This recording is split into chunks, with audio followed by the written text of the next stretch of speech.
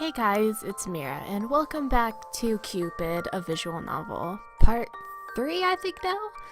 Yeah, I think it's part 3, and so far it's been a wild ride. The last episode, Rosa ended up throwing up a bunch of needles because she wanted to see if, Gilly was lying to her. So, yeah, I actually have water this time. It's carbonated water though, because I can't drink normal water because it tastes disgusting in my house. But yeah, I got that for my throat so I don't get as dried out as I did last episode and everything. So anyway guys, let's just get right into it. And let's see. Portraits candlelit. It's chapter 3. Rosa entered the room with a tray of pastries and a pot of tea. Her duties were finished and she walked... Oh god. Her duties were finished and she was allowed a bit of free time. She thought of accompanying Catherine for today's piano lesson. Kath, do you want some tea? Is this before? The girl didn't look her way. Oh yeah, in the last episode, spoilers, and if you're watching this now, and not watching part 1 or part 2, Catherine was dead in the last episode, so I don't know what happened. I hope that this chapter explains what's happened to Catherine. So yeah. She continued to chum out a bitter... Okay. See, I can't, guys, just to be honest, just to tell you guys, I just got home, and I should have said this at the beginning of the video, but I just got home from school, and I had PT, and if you don't know what that is, it's basically a mile run, pull-ups, push-ups, curl-ups, all in 90 minutes, so... Yay. So I'm a bit tuckered out and I didn't take my medicine today, so I'm spacing out like crazy and I'm very tired. So I'm sorry if I sound very drowsy. It's because I am. I need some sleep and I hope that I can do that before the stream this Saturday because it's tomorrow from when by this recording. So good luck to me. She continued to chum out a bitter melancholic I'm sorry if I have to pronounce stuff for you guys. I just can't read right now. Melancholic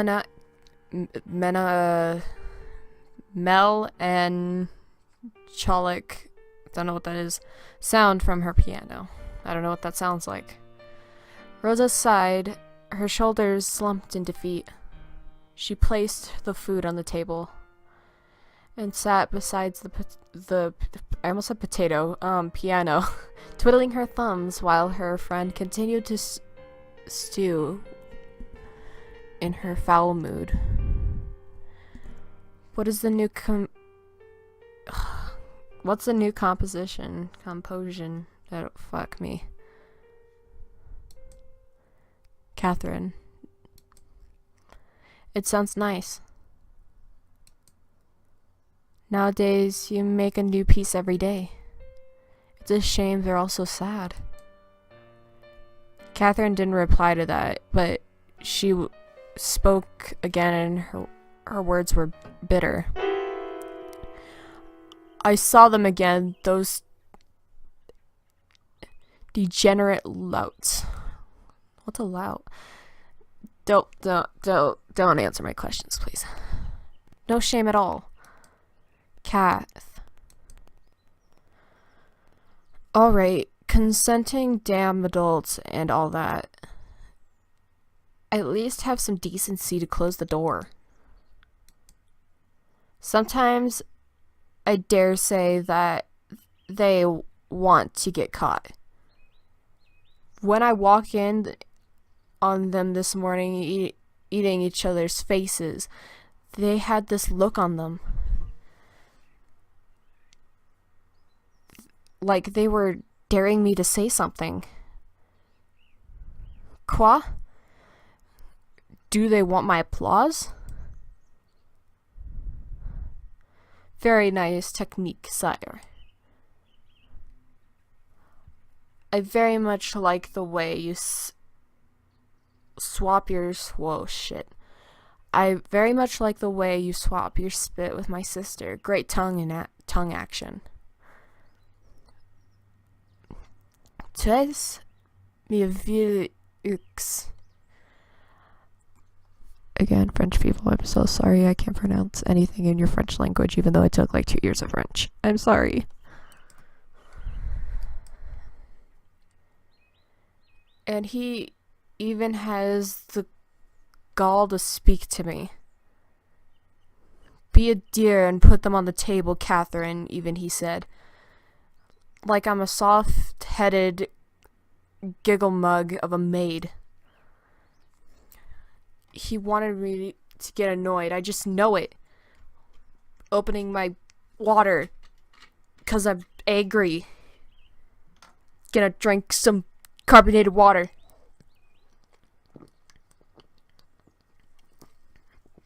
So angry. Well, fair share, I am. Catherine turned to the tea and pastries, stuffing the buttered bread into her mouth. Easy there. These damn things. These damn delicious things.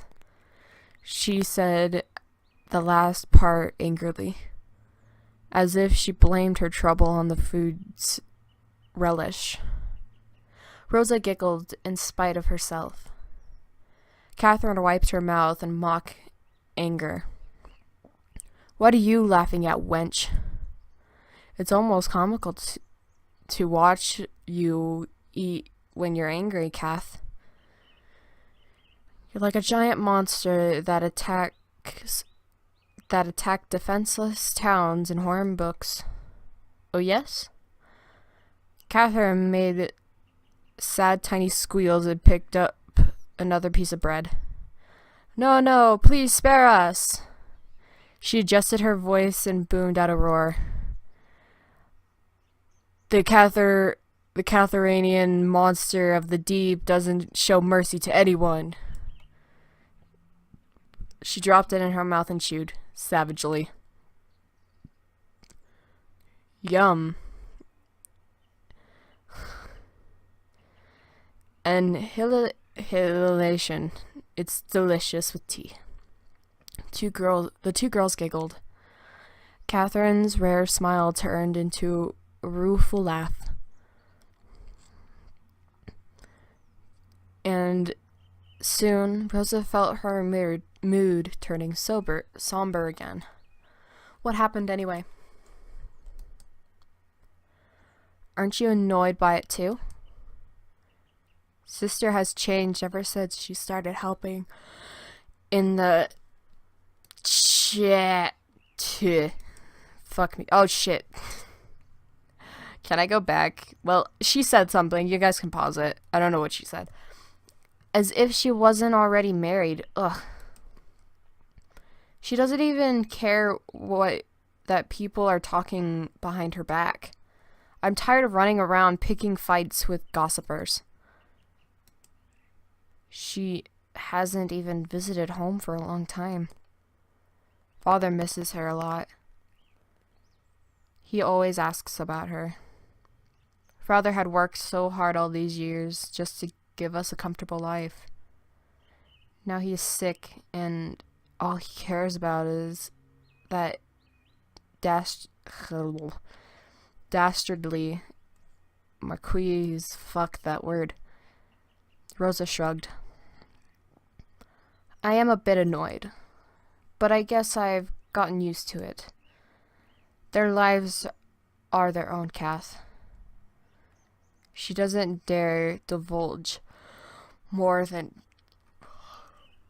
See, I'm yawning while I'm recording. This just shows how tired I am. I've been looking forward to this all week, but school has been shutting me the fuck down.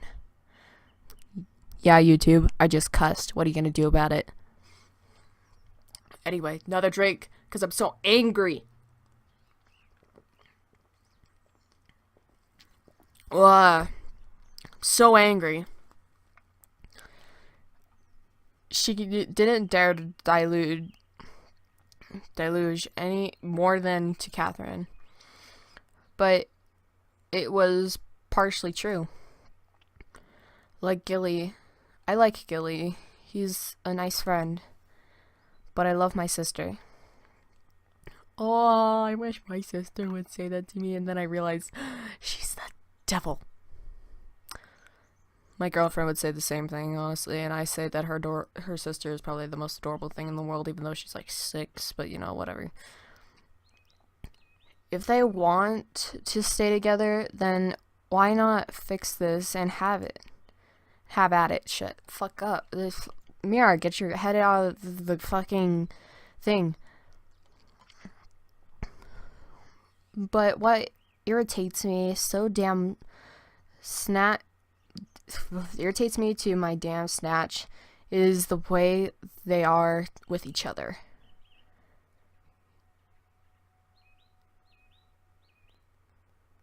I don't know if that was my speakers or if that was outside, but I heard like a tiny hold on. Turn up a bit. Catherine recently found the use of explicitives endearing in her speech. I can't read. Rosa hoped it was a phase.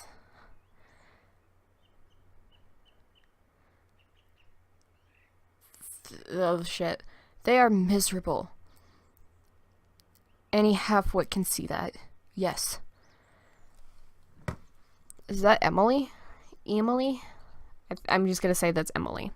Because I'm terrible with names too, and the French language, and any other language that is not English, because I'm already bad at English, so. By the way, guys, I think I'm like losing my voice, and I really hope that's not it. What the fuck is up with my mic? By the way, I'm a professional, and I'm recording on a stack of CDs. Kind of like Mark with his shoe, except mine is a stack of CDs. I've told Emily time and again to smarten up. Oh wait, oh shit. I was like, what the fuck happened to my mouse? She's hurting a lot of people, including herself. But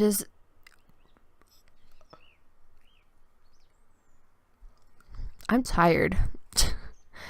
But as if she would listen to her 16-year-old brat of a sister, Even Gilly is depressed, I can tell. Remember when he used to come to visit us here to have tea? Or when we used to have picnics in the afternoon? We used to run around chasing rodents in the garden. You ran around.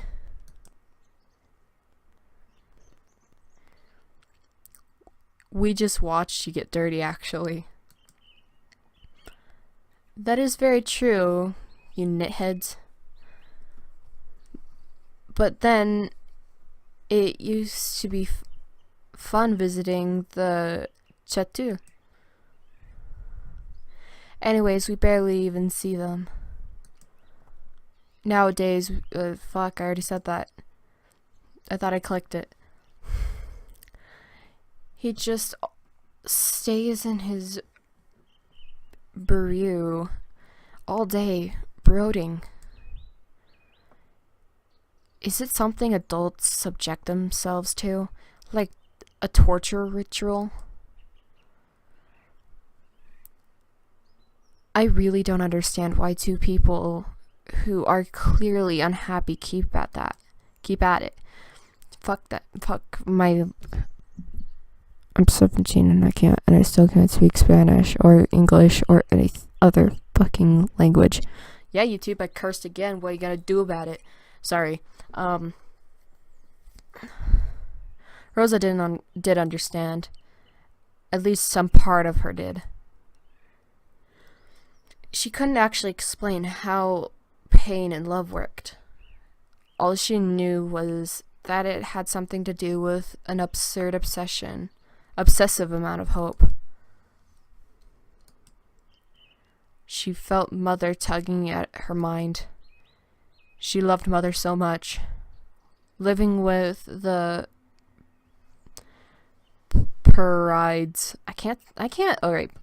Let's get something straight. Through this entire Let's Play, I'm not going to be able to speak a lot of French because I don't know, because I forgot most of my French like a year ago. And names, I'm definitely going to get it wrong because I'm horrible at names. And I yawned again. Jesus Christ, I need a nap. Mama Mira needs a nap. But yeah, that and what else? I can't think. Yeah, just pretty much everything in English and French or any other language I cannot speak. Alright, good job. Alright, I'm glad you guys could understand. And now there's gonna be that one person in the comments like, I didn't even watch this, but I know you're bad at French.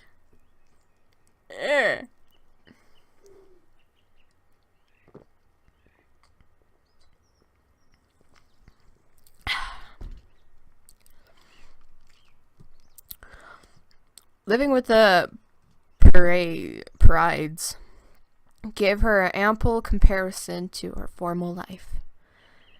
She had finally accepted that Mother was cruel. Yeah, I know. I'm Mother.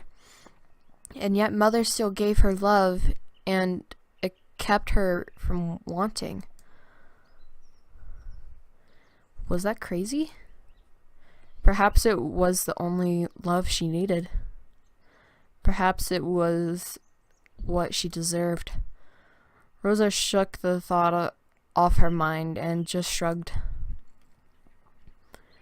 I know you're just worried about your sister, Kath. But they will figure it out.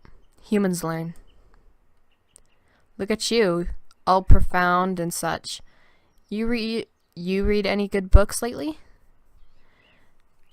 Just reventing. I'm just gonna say this says reventing. Account of an ugly duckling and Baba Black Sheep. Ah, the classics. I didn't know how you put up with it though. I hate reading words. Same, Catherine. Same. In order to write, I have to learn how to read first. I want to write. Why would you want to do a dastardly thing like writing? Why would you want to hit some crazy strings until your fingers bleed? The two friends laughed again. I want to remember things. I want to write them down. But most of all, I want to feel the way you do when you play piano, Kath. Oh?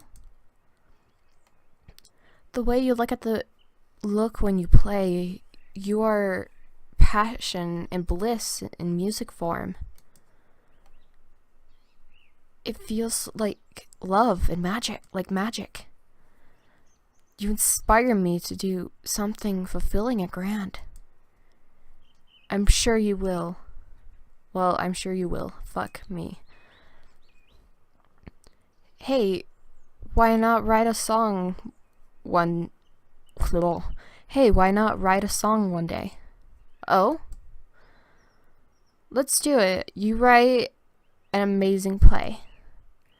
I shall provide the music. We'll travel around the country and perform. We'll make lots of money and gain lots of followers. We shall be known as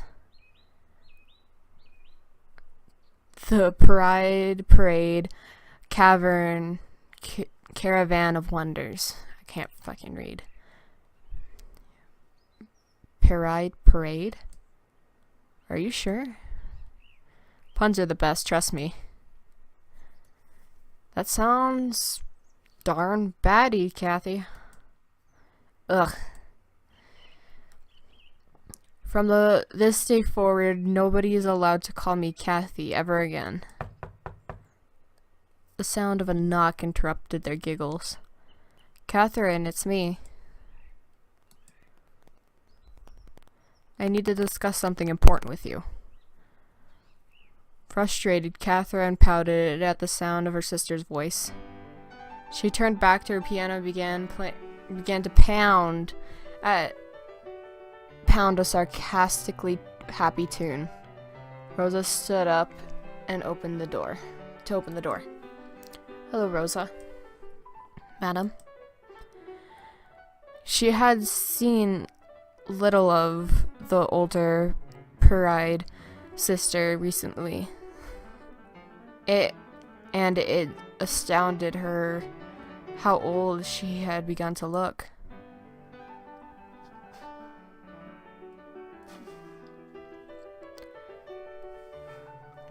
Alright, that carbonated water might have been a bad idea, but then again, I regret nothing.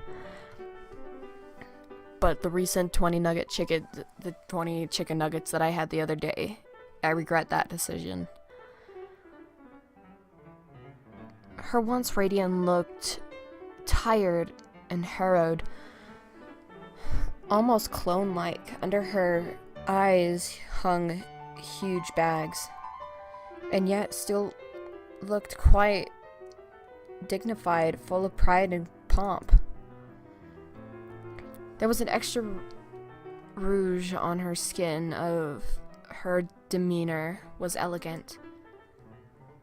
It was as if pride was her only source of nourishment these days. Do you mind giving Catherine and me a moment of privacy? Rosa gave a small brow. Of course not, madam.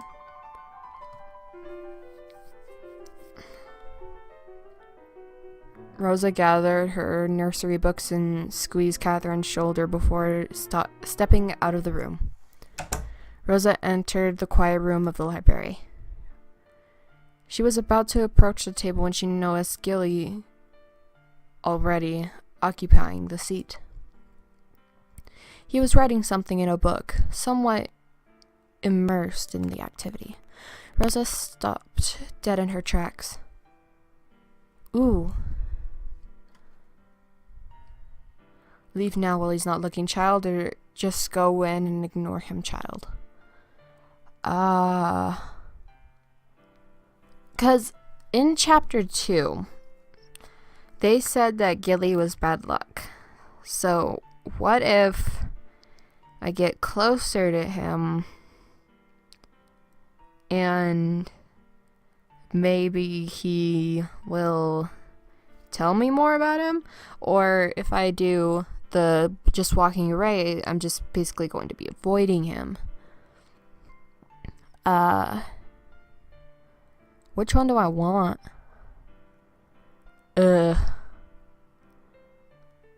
Just now, well, he's not looking, child, or gone and ignore him, child.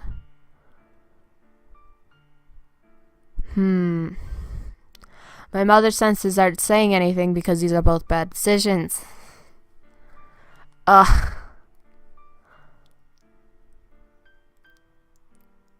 I'll do this one because they need to know that Rosa is my child, and I need to have her,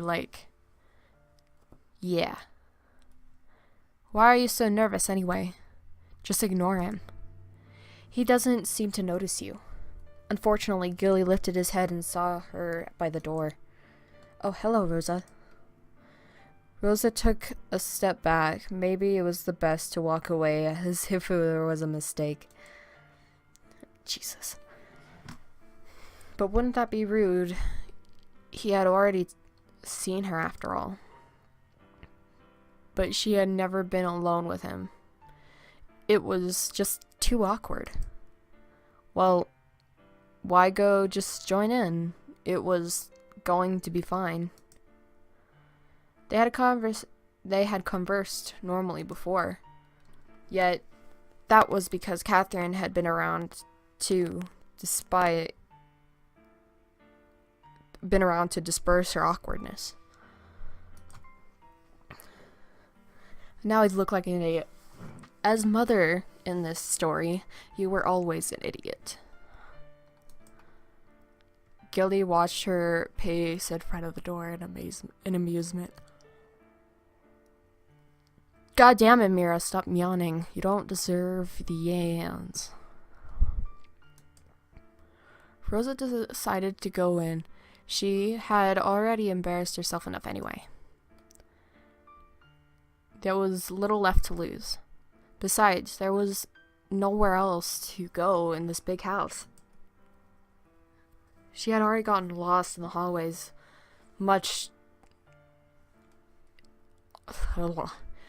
She had already gotten lost in its hallways, much to the annoyance of the maitre. The library was her favorite place. If she stayed quietly in the corner, Rosa was sure they wouldn't bother each other. She took a seat in the furthest corner of the table and opened her book. Oh no, he's actually standing up and walking over. No, you horrible man. Just sit over there while I sit over here. But Gilly was already beside her, peeking at what she was reading. A cold sweat spread on her scalp. Rosa, that book. Rosa began to chatter nervously. I know it's a children's book, sire. I'm teaching myself to read. I know most commoners don't really bother, but I want to learn. So please don't laugh or mock me. Gilly pointed to the book. It is upside down.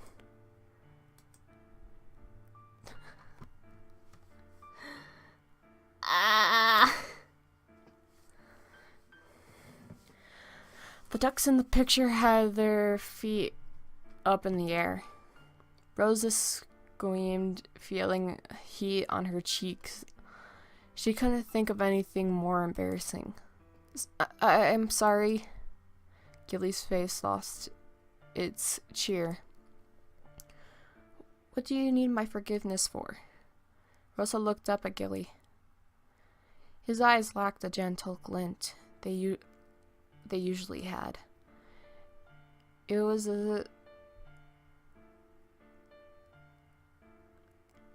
I'm sorry, I have a sneeze. It's coming, but I don't. It will come when it needs to. It was such a subtle change. Something felt rather than observed. She thought he would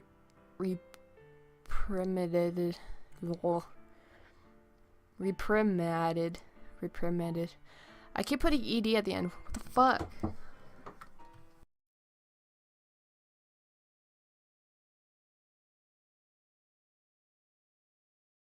Alright. Instead, he sat down beside Rosa.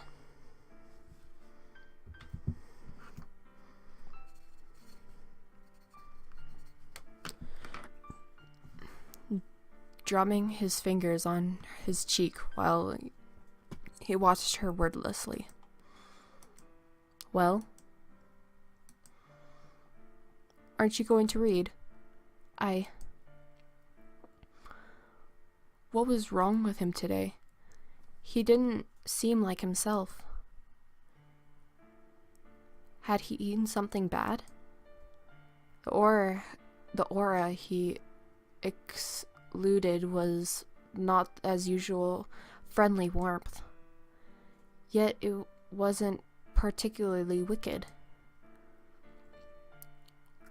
The look on his face just read silently and internally muffled. Rosa turned the book upright and read the words out loud. Once, yeah,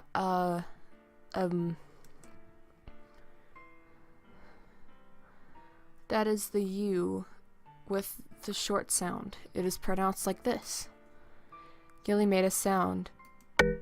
Oh shit, I didn't mean to click that. Go back. His face still in his lazy stare. Rosa nodded and continued. Her nerves were frazzled, but she was actually at ease in his presence. She felt like a child being taught by their parent. The parent was strict, but still caring. And the child was jumpy, but eager to learn it and please. Most of all, he would not hurt her for her mistakes. Rosa was almost sure. There lived, the past tense of live. Why do we change it? It's a rule grammar that it is a rule of grammar that grammar? Gilly narrowed his eyes at her. Do you even know your alphabet? Rosa shook her head. You should start there. Gilly rose from the chair, disappeared amongst the shelves. He left behind an old, book covered in green felt. This was what he had been writing in earlier. It looked tattered and worn. The pages laid flat on its side so that the book couldn't close properly. Rosa reached out and peeked at the cover when, "You are not to touch that." Rosa's whole body froze at the sound of Gilly's warning. Gilly's stare followed her even as she whispered numerous apologies under her breath. I'm sorry. Gilly just rolled his eyes. You are always seeking forgiveness for everything. Am I? I'm sorry. Oh, that actually scared me. Oh. His hand struck the table in front of Rosa. In the quiet library, the sound rung uncomfortably in her ear. When she looked up, Gilly's face was looming severely above hers. He moved closer to her, his eyes fixed on her intensely. Rosa's mouth hung open.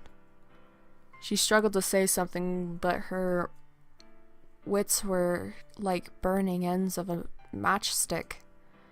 Before she could compose herself, she felt Gilly's hand lift her chin. Rosa's heart thumped loudly inside her chest. Please, don't. Not you, too.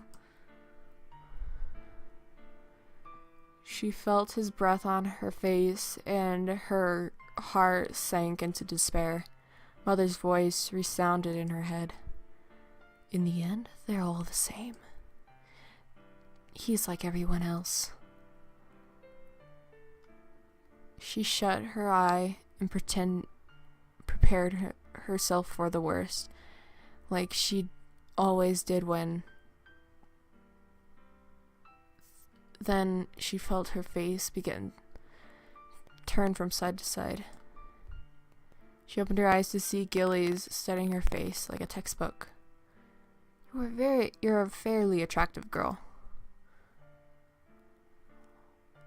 Why do you carry yourself as if it is a sight? slight. He lifted the hair that hid her damaged eye.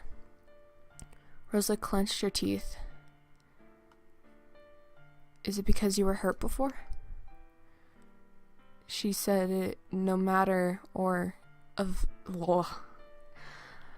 She said it so matter-of-factly. He said it so matter-of-factly, like he was stating... stating, because I can't read. Like he was stating that sky was blue. Rosa recoiled from his touch. No. I did that to myself. I wasn't talking about your eye. He placed a book on the table. It was a thin pamphlet filled with letters. There are lines in the book that instructed the user to trace the letters with their quill. Rosa wanted to focus on it, but she could feel the truth of the Marquis's words stinging her. It was the way you went limp when I touched you. Next time I advise you to fight back. If you don't want to be touched, then you don't have to be. Do you understand this? But I am weak. Says who? Her eyes were humorless. The world cares not for people who think of themselves as victims, Rosa. You need power, then be powerful.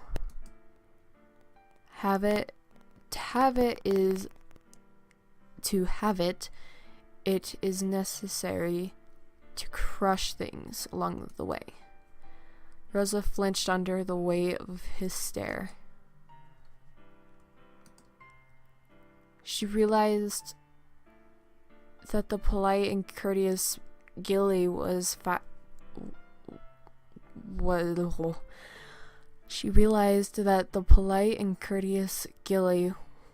but a is that supposed to say facade? I fucking know. Face it. I just totally said something random while reading it and it just ended up being face it.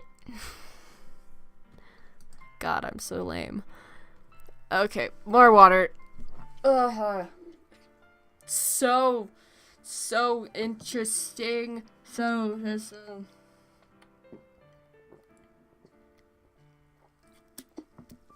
So good.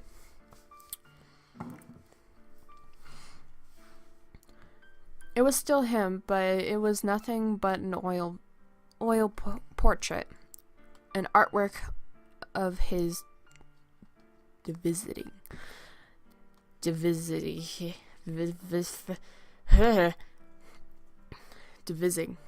Can't read. Synthetic, aloof, and irrelevant. It couldn't capture his essence in a few human strokes. Suddenly Rosa realized he was powerful. Who are you? She caught herself before saying it out loud. You are not Gilly.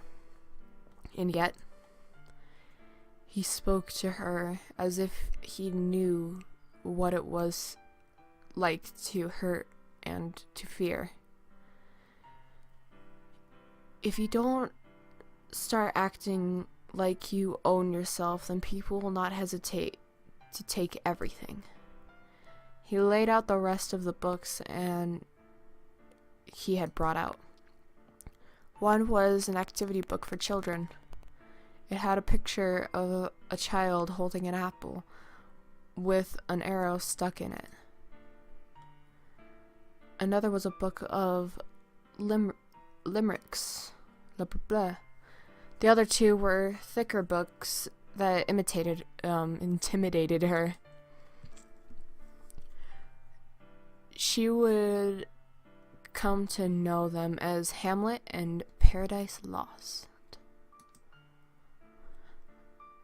But the one that caught her eye was an ornamentally designed book. It had beautiful red jacket with a delicate gold trimmings lining the corners. The gods and goddesses of Roman mythology.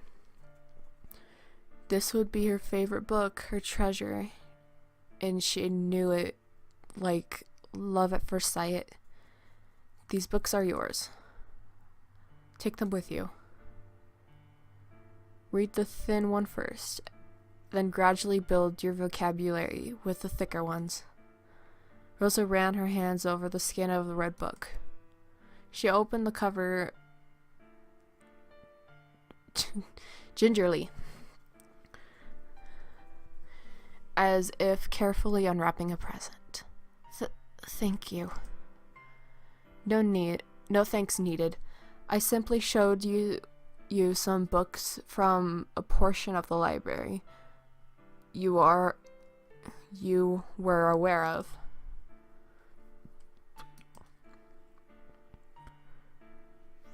You are still so generous, even if you aren't like this. Like what? That. What?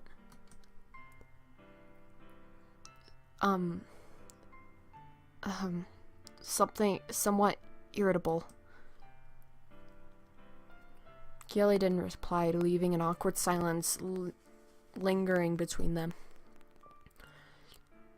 Then he gave a giant laugh that made Rosa jump out of her skin. Do I look damn irritable, don't I? Why? Is it because of Emily? Gilly's eyes drifted away. No. It's always been. You just pointed it out. But you are not usually like this. Especially with Catherine and the townspeople. I find it easy to adapt to people, especially to the ones I like. Gilly looked at Rosa as if he had just become aware of her presence.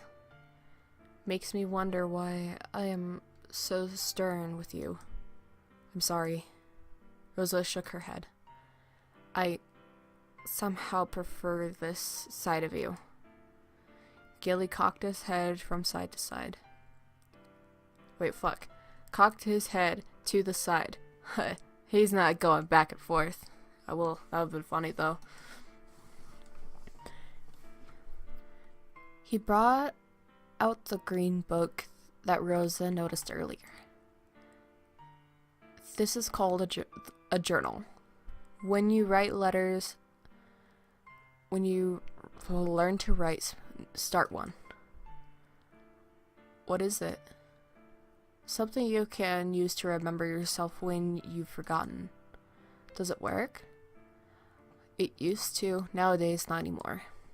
Oh. The act itself is the only thing I remember. Now, let's start with your vowels. A scream pierced the hallways of the Cthulhu. It was Catherine. Gilly sprinted to the door with Rosa not far behind. Shit, son.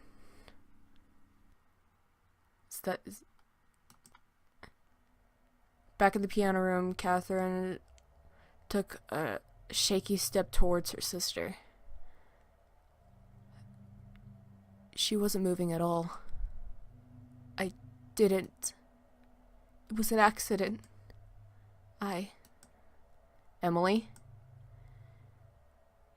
She was overcome with an urge to approach her sister, steal, and shake her awake.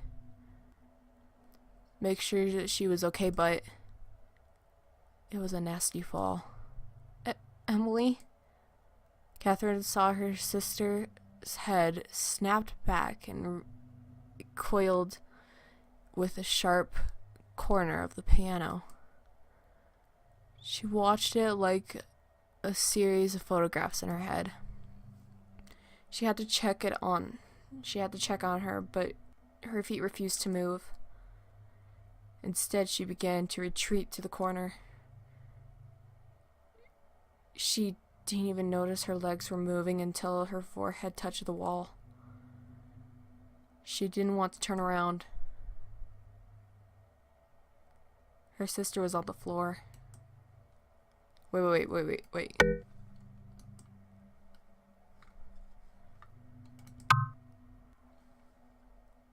Does it change?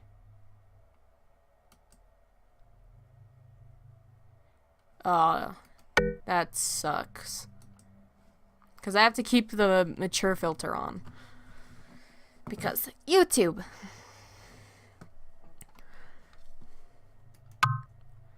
It was an accident. It was nothing but an accident. Was it? She pushed first. She got really scary. She strangled me. What? That's absurd. Are you sure? Would she do that? I don't know. I think she did. Catherine touched her throat. It felt fine. That Pride girl. Emily, was it? Emily, is it? I can't read. But it still makes sense. She really believes just because the Marquis took her in that he's interested in her? Well, she's obsessed with the master. The apple doesn't fall far from the tree. Wasn't her mother a bit, not right in the head? It probably runs in the family. Emily had looked mad. Her eyes had burned with malice for her. Her eyes had burned with malice for her as she had closed her fingers around Catherine's neck. But she couldn't remember if that had really happened. Sister was always kind to her. She would never hurt her, even when they got into fights. Sister loved her.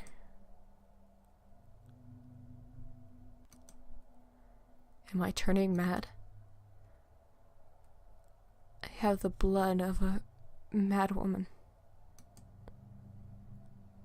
Am I going to end up like her? I only told her the truth. Gilly doesn't care for her. And she doesn't even care for him that much either. It was all just chaff, their relationship. No sense of trying to make everyone else miserable too. But she called me jealous and a bitch. She never called me a bitch. She said they have decided to send me away. My lessons were sent home. The piano replaced. It was for my own good, she said. I don't have to travel here all the time and concentrate on my other endeavors. I can make new friends. But I don't know. She just doesn't want me near the Katsu or Gilly. She hates it when I catch her with him.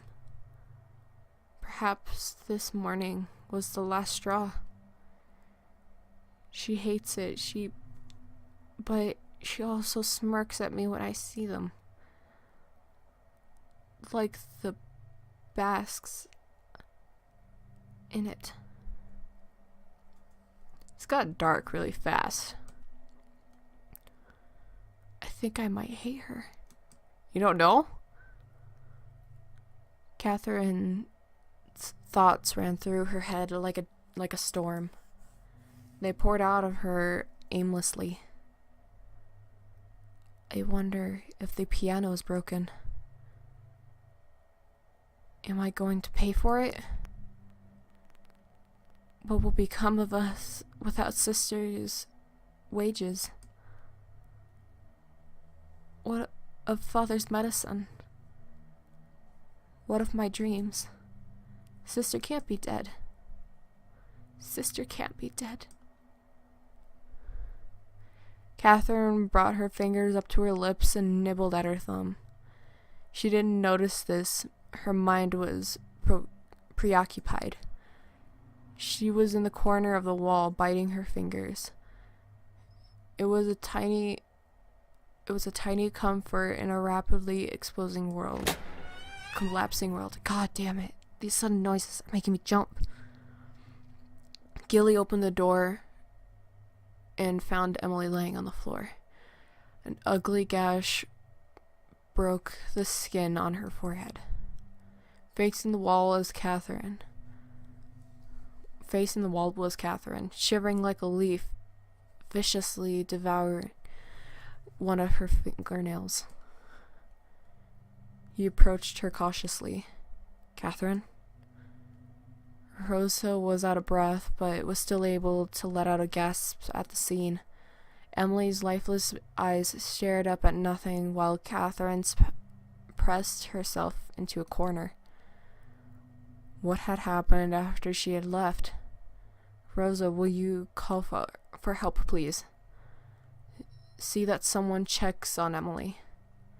Rosa did as she was told, but what she really wanted to do was hug Catherine herself. Gilly took a small step towards her.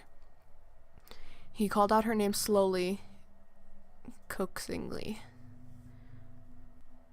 I don't like where this is going. Catherine turned her head, her thumb still on her lower lip. It was an accident, I swear.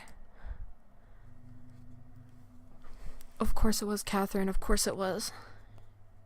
She pushed me first. She wanted me sent away. She wanted me gone. You can tell me about this later. Tell me about it later. Let me take you away from this room. What have I done? Catherine fell to her knees and wept. Large sobs sucked the air out of her.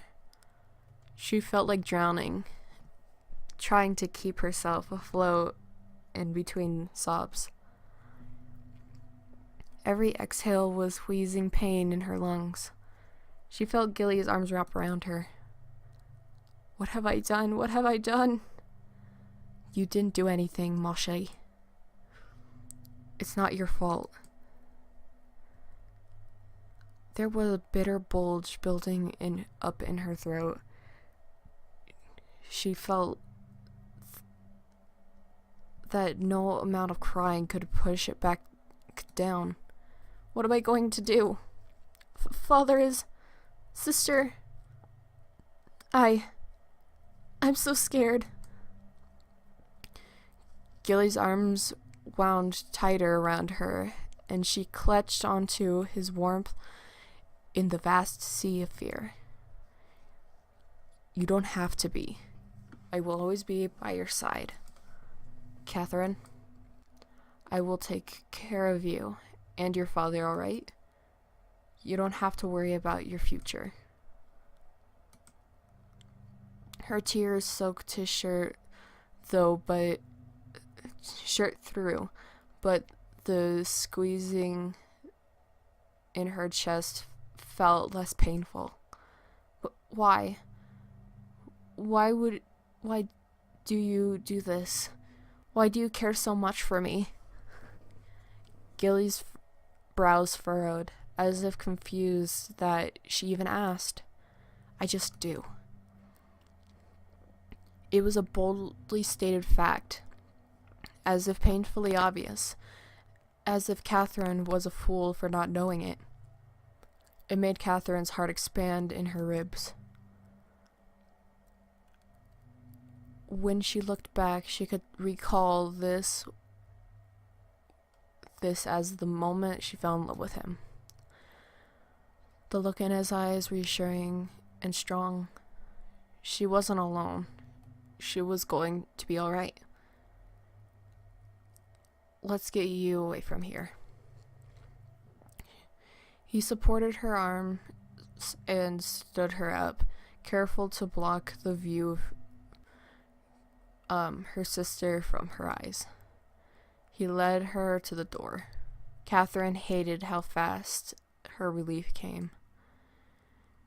She was still drenched in sorrow at her sister's death.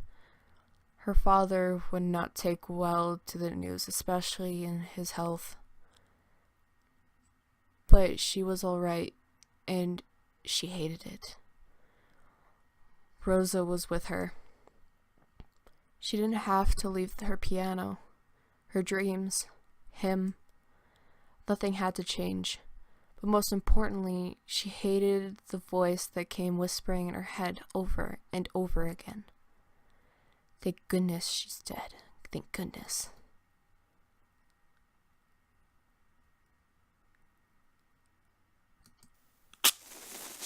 Oh. The first candle lit is storage. I love her familiars. The cleanest love. Rosa stared at the blue candle glowing in her hand. Wait, what? Oh, the blue candle is like... If it was a flame, that would be very confusing because that's gotta be a hot flame.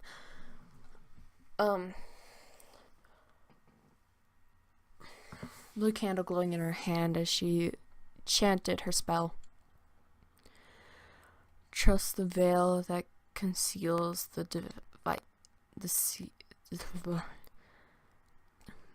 conceals and deceives. Trick his eyes and his heart with the warmth of the candle's flame.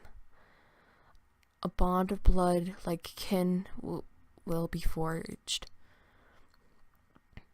Weave this trust so his tongue will yield to what is sought.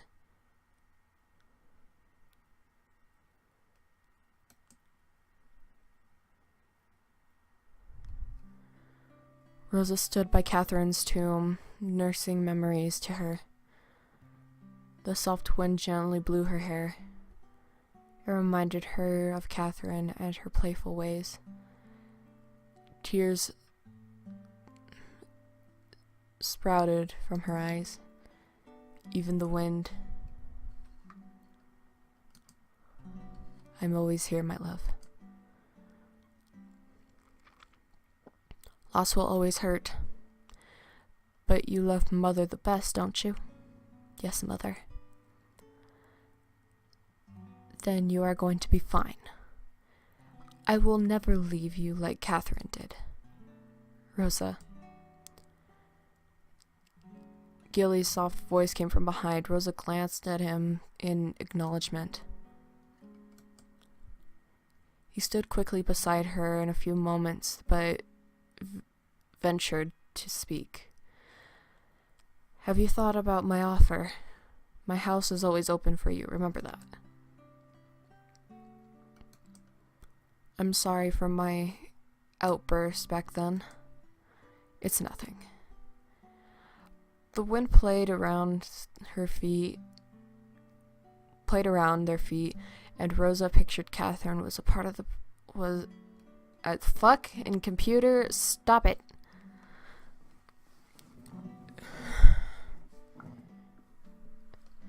At her feet, and Rosa pictured Catherine as part of the breeze, playful and free. She was free from the pain and confusion that had plagued her in her last days.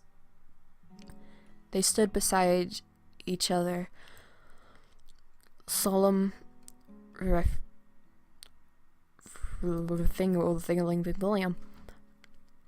Finally, Rosa broke in silence.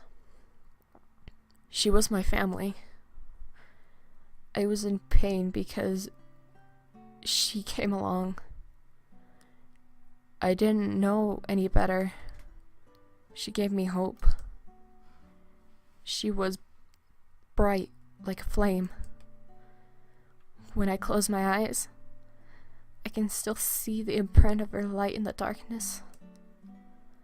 I feel her warmth. A star. Oh shit, a star. They didn't speak again for some time. Gilly cleared his throat. I was an orphan too, much like you. I know how it feels like to lose too much. I wandered. I can't read. Wandered for a long time before I found anything to live for. Were you alone? Sometimes. Always. Rosa nodded. Did you have family? Gilly shifted uncomfortably. No, they left me behind. I never knew them. Much of my memory, it was blurred. I was taken by kind people once before, but Gilly sighed and Rosa observed a certain disquiet in him. I didn't belong. Fuck. But you have no difficulty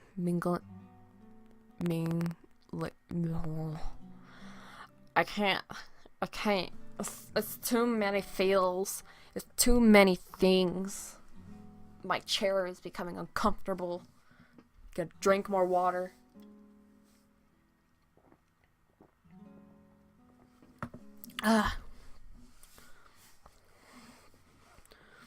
You have no difficulty mingling with people? I think of that as a necessary rather than a preference. But either way, it can be quite tiresome after a while. Things don't last. I don't know why I'm telling you this. I'm making the mood worse. I'm sorry. I don't mind. Gilly had never opened up to her about his past before. It worried Rosa how little she actually knew about him. Anyway, would you like to go around town? I'd very much like to take you someplace more cheery. How about your favorite spot?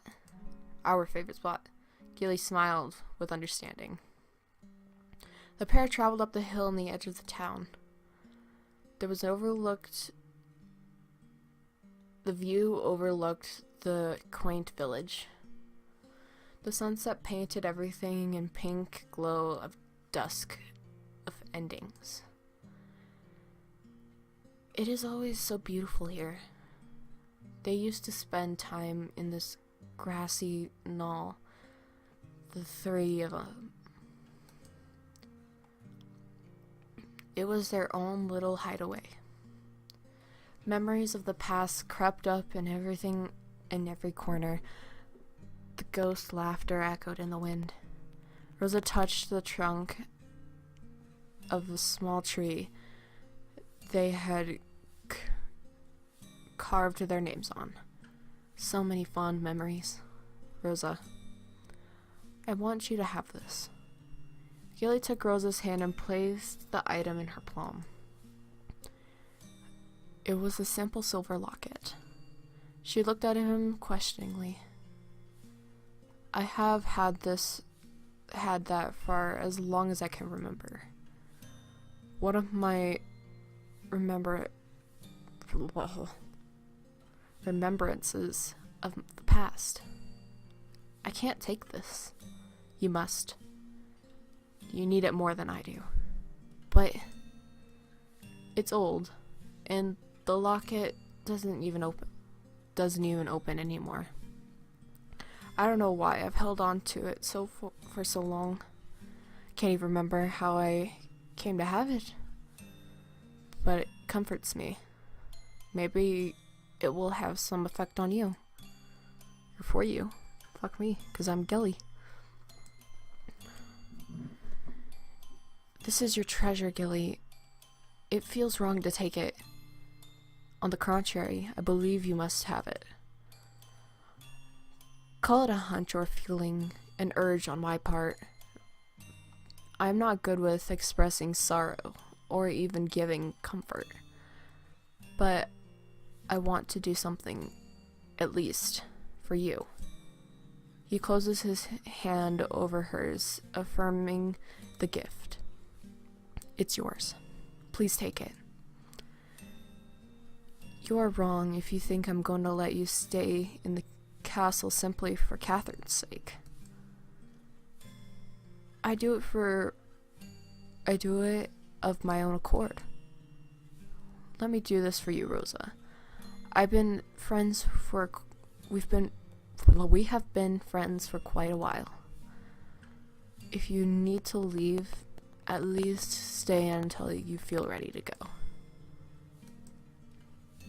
Alright. But I will continue working in the household from my lodging. She's fucking me. You don't have to do that. I can raise your status to a lady. You could read and write now, and very well. I'm sure you will be more comfortable in a higher position. I have no need for a higher position. Just free access to your library. You've come a long way from a shy little girl back then, Rosa. Watching you grow has been a pleasure. Yes, the library is yours. They were quiet for a while, only conversing through looks, smiles, and tiny sighs. Rosa realized that she had been holding on to Gilly's hand all that time.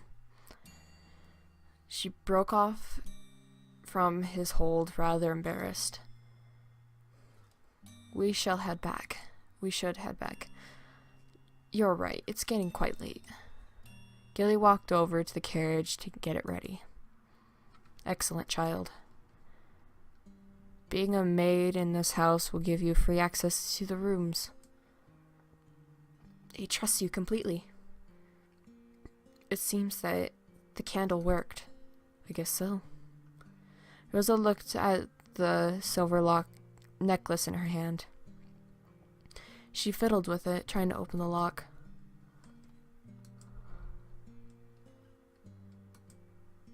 Open that locket.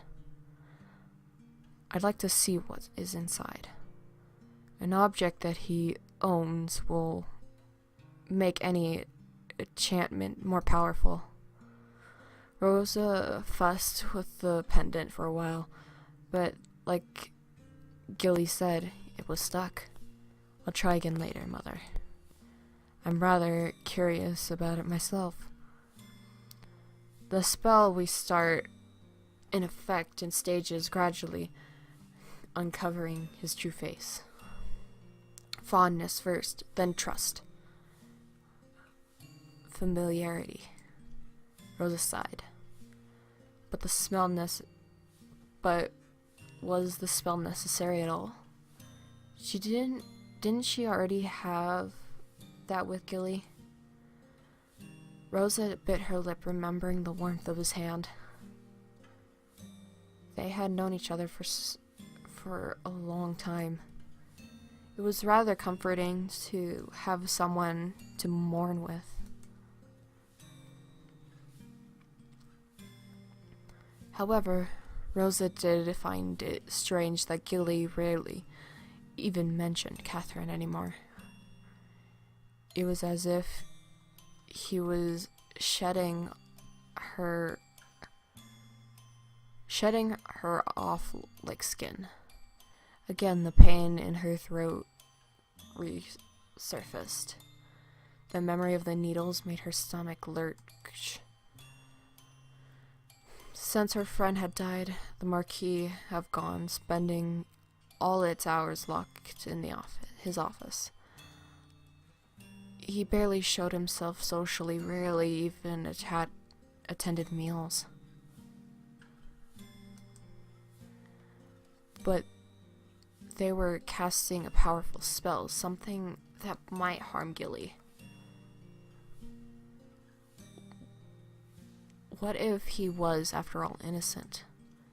She had years of good memories with him. What was she even expecting to find out?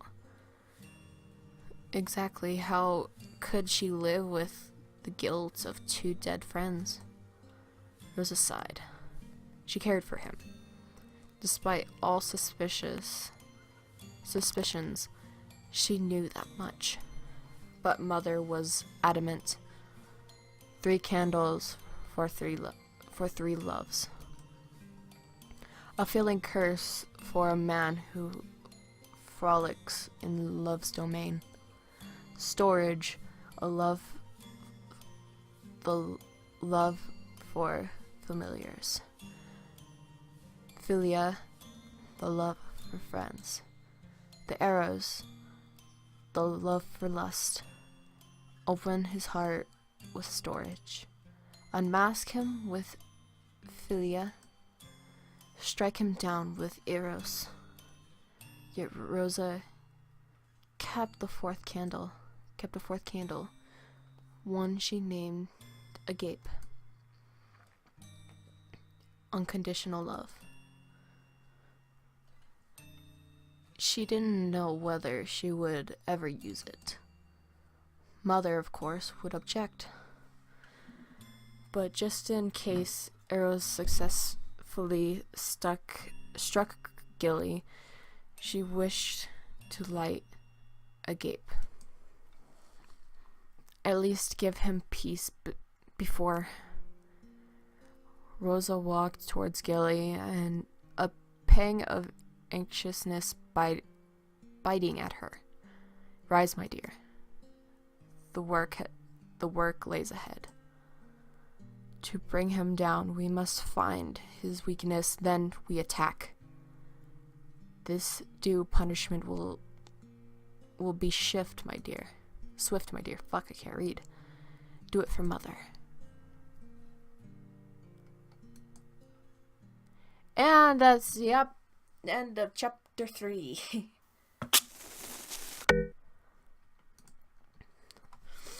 Okay. Ooh, that was a good one. I like that a lot. It explained why Catherine was in such a depressed state and everything. And how it went back in time to show why Catherine was feeling those feelings and how Gilly and Rosa got so close. Oh, my stomach hurts. When I say my stomach hurts, I mean like my muscles of my stomach, you know. Oh, Jesus, I scared myself. Oh, this game has made me so jumpy.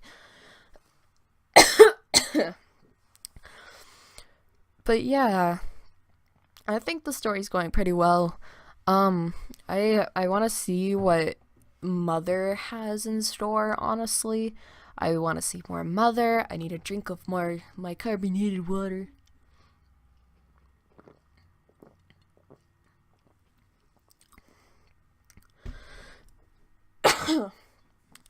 But yeah, I think this has gone pretty good so far. And I'm really excited for chapter 4. So, yay! But yeah, if you guys don't know already, we're gonna be doing these episodes like an hour long, because I want to stop in like after chapters, or like after that certain chapter, you know. But yeah, unlike Danganronpa, this is more of an easier spot to pick where you can stop and everything. But yeah, I'm guessing that there is 2 more chapters after this, because up here it says 1, 2, 3, 4, and that's the one we're on. 5 and 6. It's either it goes up to 6 and there's more to come, or it only goes like 6. But I'm just gonna say that there's 6 right now. I'm not sure, but yeah, you can tell that I don't play this game often because you can see that August 8th, or August 18th, August 28th, and September 9th. Wow, I am productive. But anyway, guys, thank you so much for watching. If you liked this video, please leave it a like. Don't forget to subscribe to my channel if you want more of me or Vine compilations or even just random fanfiction readings. You know, I'm here on the channel almost all the time. I answer almost every single question, even though I'm terrible at reading. And I also do live streams every Saturday at 5 p.m. MST. And so, yeah, go YouTube. And yeah, I know about the monetized thing as well, so you don't have to worry about that. Well, anyway, guys, now I start partying, live around our account, and I hope to see you guys in the next video of whatever I make. Bye!